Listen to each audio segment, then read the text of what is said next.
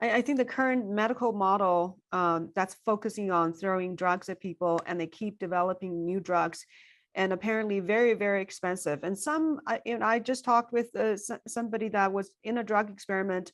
All of a sudden, who knows why, the drug company decided to pull out, and the medication was abruptly stopped. And the person, I mean, massive number of people are severely ill from this abrupt withdrawal. So who knows what happened with the medication that led to this kind of interaction. The person ended up on ventilator, almost died. It's pretty frightening. And I just talked to another patient that has some kind of a lung fibrosis and got on this medication that costs $106,000 a year. And he said, oh, luckily the Medicare pays for it, the VA system, altogether, they're paying for it. And then he's getting incredible fatigue, can barely get out of bed, and all kinds of other, GI problems. And he said, but supposedly in 6 months, I should be getting used to these side effects. And it's just mind-boggling. He hasn't noticed much benefit, but it's mind-boggling what is covered and what kind of expenses has gone into people's lives. Compared to that, the stem cell treatment is very inexpensive. I mean, it's just craziness. Yeah, I mean, you just made such an important point there. Let's talk about it again. So here's a drug that costs $106,000 a year. The average American family, not a poor one, the average one makes under $50,000 a year.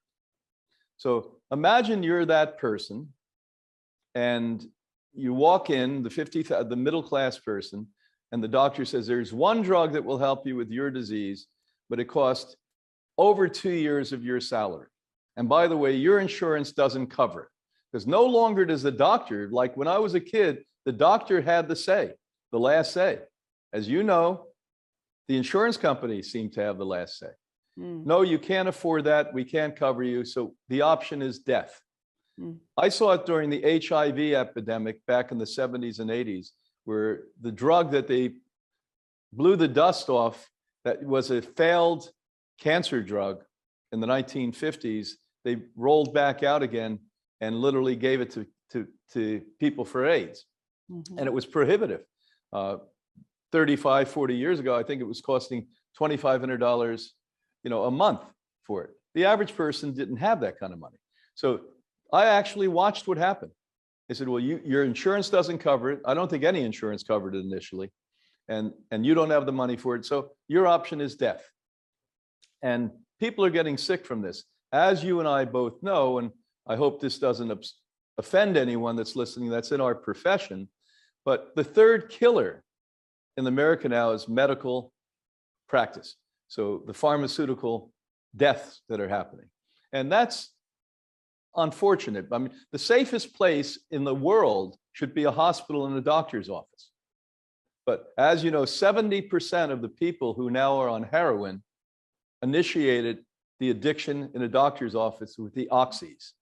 Now that is unfathomable and not acceptable to me, at least as a human being, that the person takes a prescription, gets addicted to an opiate, and literally can't afford it, so goes on the street.